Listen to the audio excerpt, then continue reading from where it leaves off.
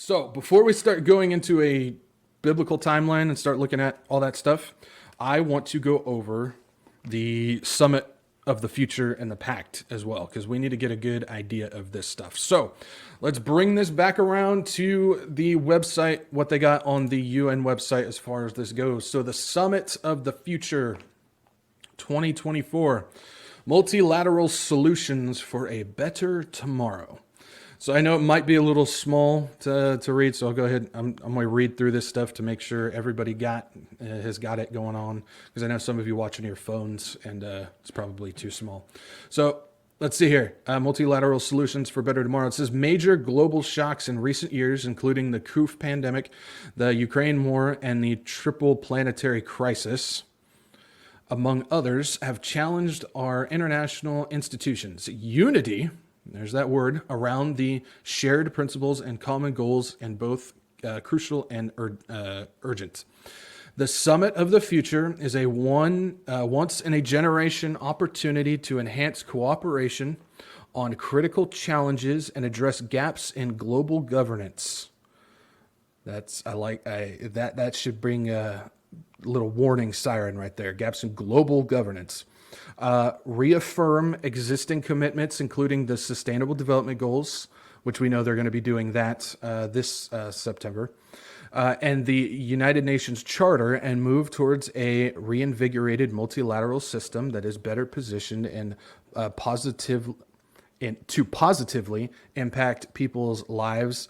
Building on the SDG Summit in 2023, member states will consider ways to lay the foundations for more effective global cooperation that can deal with today's challenges as well as new threats in the future. So right here, they tell us that this summit that's coming up in 2023 is for them to basically convene together, get new ideas, go back to their thing, and then come back for the summit of the future and then put them into that pact. This is what's coming up in September is not going to be the thing. It's preparation for next year, which is, in their opinion, the thing. So that's another sign, in my opinion, that what's coming up in September is not this covenant that people think it's going to be. So that's important to look at. Now let's take a look at their roadmap. This is something that I showed on Saturday, but we got to take a look at this. And so we go through and we see the different effects. We got the 2015 when 2030 agenda came about, SDGs that was built upon Agenda 21. Then you got 2020, which is their 75 declaration. Then you've got that's 2020. Then you got 2021, which is our common agenda. These are the different policies that we've been talking about that they're prepping for this summit, for this pact. And then here's these last three are the important ones. You got 2023, which is the SDG Summit, which is coming up this September. That is, they're getting preparations for next September for the Summit of the Future. Then you've got the Summit of the Future, which is going to happen in September of next year. And then you have the Pact for the Future, which is going to be that document that they sign. Now, that is the interesting one. We don't know when they're going to sign that. It could be at the Summit of the Future, or it could be after. We'll kind of talk about that a little bit later. But let's dig a little bit deeper on these because they give us a description. Those last three, though. So let's take a look at this first one. SDG Summit 2023. It says, marking the midpoint of the implementation of the 2030 Agenda. The SDG Summit in 2023 will be convened on 18th through 19th of September of this year to mark the beginning of a new phase of accelerated progress towards the Sustainable Development Goals. So this is about basically a new phase, getting things ready for this Summit of the Future. Having welcomed the submission of our common agenda in the General Assembly passed in 2022 to hold the summit on September 22nd and 23rd of 2024. Practical consultations on preparations for the summit begin in February of 2023, and a ministerial meeting will take place this year. The Summit of the Future will build upon the SDG Summit and breathe new life into the multilateral system so it can deliver on the promises of the United Nations Charter and the 2030 Agenda. All of this, in my opinion, is leading to this thing, which we really don't have a whole lot of information on, but A lot of things are pointing to it as a very serious thing. In 2024, Pact for the Future, an action-oriented pact for the future will be endorsed by heads of state government at the summit, showcasing global solidarity for current and future generations. That sounds interesting. That sounds very interesting. So let's take a look at the basis of the summit. So this is the Summit of the Future.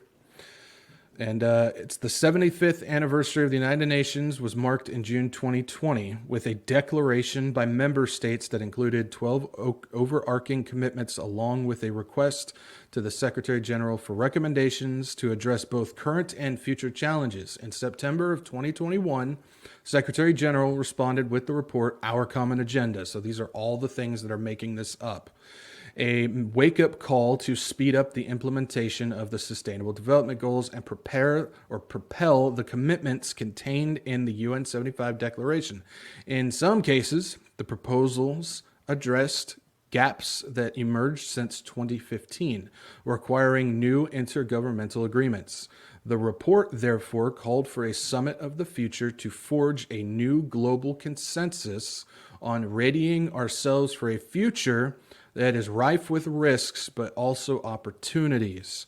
The General Assembly welcomed the submission of the rich and substantive report and agreed to hold the summit on the September 22nd and 23rd of 2024, preceded by a ministerial meeting in 2023. That's your SDG summit coming up. An action-oriented pact for the future is expected to be agreed by member states through intergovernmental negotiations on issues they decide to take forward. So that thing, everything that we're seeing right now is pointing towards that. It's pointing towards that. And so if we take a look at the different pieces of this agenda, we won't go over all these. But we see account for the future. That has to do with the future generations. Better response to global shocks. We went over that. That's basically creating a world police force. You've got meaningfully include young people. So it's about getting younger people in global decision making. Yeah, that's a smart idea. Measure human progress more effectively. That's, of course, your social justice type of stuff. Agree on a vision of digital technology. That's an interesting one because we know that's what they're pushing heavily right now. Commit to integrity in public information. No, that just has to do with dealing with all the misinformation and whatnot.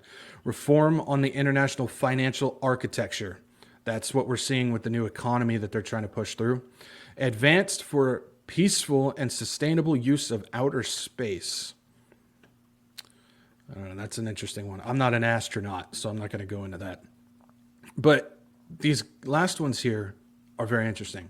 So agree on a new agenda for peace. Okay, so we know Daniel, when it's talking about the covenant, we understand that it doesn't say confirm a peace covenant. It doesn't say peace. We just assume because that we just kind of place the idea of the Antichrist when he comes in, he's going to bring this false peace. So we just kind of insert that there when we talk about it, even though it doesn't specifically say that. We know that. But we just kind of go with the idea that that's what's going to be a part of it. So they've got a whole thing on a new agenda for peace. And then they've got the transform education, which we went over that, a little bit of that last Saturday. But the UN 2.0 is also very interesting. They're going to basically remake the UN when this pact is signed, which sounds to me like they may remake it according to when the AC comes on, the beast system. Now, that's just speculation. That's just my speculation, so don't take that as 100% truth. That's just from my understanding, from what I'm gathering, that's my idea. Is they're going to, UN 2.0, you're maybe looking at parts, not the entire thing, but part of the beast system. So we'll see. But the peace agenda, if you dig into it, there's a little bit of information about what this is. So first off, the icon that they select for it is biblical. That's a big, big sign towards a new agenda for peace. You've got the dove with the olive branch and with the hands coming at that. Certainly, to me, makes reference to Noah. So that's interesting. And then we've got the United Nations 2.0 right there. But a new agenda for peace. Secretary General's report on our common agenda noted the need for a new agenda for peace to address a myriad of challenges the international community faces today. The report noted that in order to protect and manage the global public good of peace, we need a peace continuum based on a better understanding of the underlying drivers and systems of influence that are sustaining conflict, a renewed effort to agree on more effective collective security responses, and a meaningful set of steps to manage emerging risks. So if you take a look at the document, the UN Common Agenda document that basically outlines all this stuff, we're not going to look at that. Many times they specifically mention peace and security. Those two words, they continue to say peace and security all through it. And it says, in this respect, our common agenda outlined 6 potential areas for the new agenda for peace, including but not limiting to the following: reducing strategic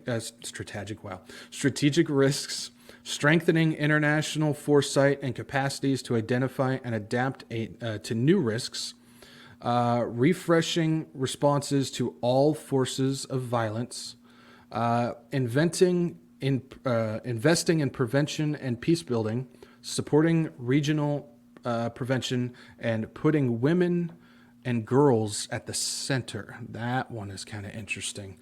Wonder if we're seeing a little bit of mystery religion heading into that as well. I wouldn't be shocked to see it personally.